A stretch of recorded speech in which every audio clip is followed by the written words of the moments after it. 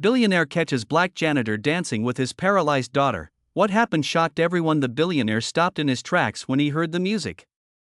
It was late, the building almost empty, and the sound floated down the hallway like a secret. Then he saw them through the glass, his daughter's wheelchair gently turning, and a janitor smiling as he danced with her. What he witnessed next would change every life in that room forever. He had seen numbers rise and fall, companies built and broken, but nothing prepared him for the way his chest tightened in that moment. Because for the first time in years, his daughter was laughing. And the man who made it happen was someone he had never truly seen before. Before we begin, if stories about kindness, hope, and unexpected miracles touch your heart, please take a moment to subscribe, like, and comment. Your support helps our channel, Kindness Story Hub, share more stories that remind us of the good still alive in this world. The billionaire's name was Richard Hale. In New York City, his name opened doors. He owned glass towers that touched the sky and companies that shaped markets. But behind the success, Richard lived with a quiet grief he never spoke about in public. His daughter, Emily, had been paralyzed from the waist down after a car accident 3 years earlier. She had been only 12. Since then, their mansion felt more like a hospital than a home. Doctors came and went. Therapists tried everything. Richard spared no expense, but nothing brought back what Emily had lost. What hurt him most was not the wheelchair. It was the silence. Emily used to dance through the halls, music playing from her phone, her laughter filling every corner of the house. After the accident, the music stopped. Her smile faded. And no amount of money could fix that point. One evening, Richard stayed late at his company headquarters. A board meeting had run long, and his mind was heavy with stress. As he walked toward the elevator, he heard faint music echoing from the recreation room on the lower floor. It was strange. The building was supposed to be empty. Curious, and a little annoyed, he followed the sound through the glass door. He saw a man in a janitor's uniform. The man was black, middle-aged, with gentle eyes and worn sneakers. He was pushing a wheelchair in slow circles, moving carefully, as if every step mattered. I in the chair sat Emily. Richard's breath caught in his throat. The janitor wasn't just pushing the chair. He was dancing.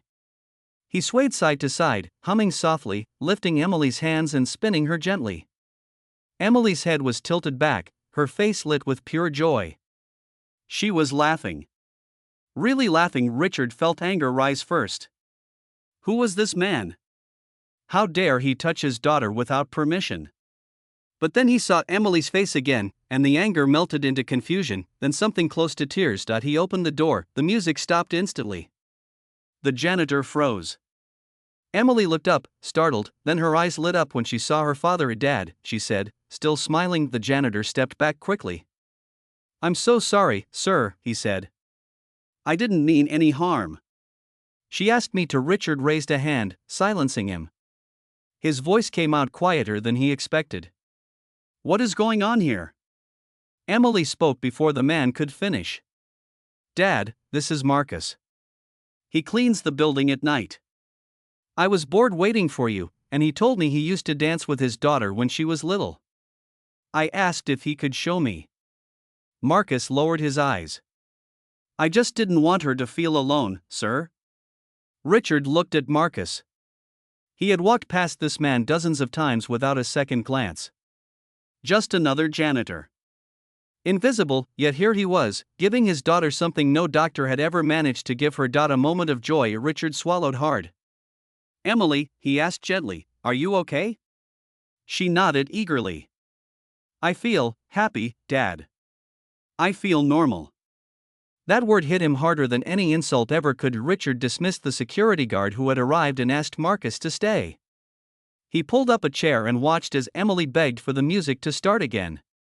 After a pause, Marcus turned it back on. Richard watched them dance. Over the next few weeks, Richard allowed Marcus to spend time with Emily whenever she visited the office. He learned that Marcus had once dreamed of being a dance teacher. Life hadn't been kind. His wife passed away young. He worked 2 jobs to raise his daughter. Dancing was the one thing that helped them survive the pain. Emily began to change. She smiled more. She asked for music at home. She started moving her upper body in rhythm again. Her therapists noticed her improved mood, her increased effort. One night, Richard invited Marcus to dinner at his home. Marcus thought it was a mistake at first. He showed up in his best shirt, nervous and unsure. But Richard greeted him warmly and introduced him as a friend. During dinner, Richard listened more than he talked. For the first time in years, he wasn't the billionaire in control. He was just a father learning from a janitor about love, patience, and presence. At the end of the night, Richard made an offer. He created a dance and movement program for children with physical disabilities, fully funded by his company. He asked Marcus to lead it. Marcus tried to refuse. He said he wasn't qualified. Richard smiled and said, "Kindness qualifies you." The program opened 6 months later. News cameras showed children in wheelchairs moving to music, smiling, laughing, alive. Emily was there, front and center, leading the group with her arms raised high. The story went viral. Headlines talked about a billionaire's generosity. But Richard corrected them in every interview. "This didn't start with me," he said. "It started with a janitor who chose kindness when no one was watching." Marcus was no longer invisible. But more importantly, neither were the children he helped. Years later, Richard would say that the most valuable thing he ever gained wasn't profit or power. It was the lesson that kindness doesn't come from wealth. It comes from the heart, and sometimes, the people we overlook are the ones who teach us how to truly live. So if this story moved you, remember this: you don't need billions to change a life. Sometimes, all it takes is a song, a gentle hand, and the courage to be kind. Spread kindness. You never know who is watching or whose life you might change forever.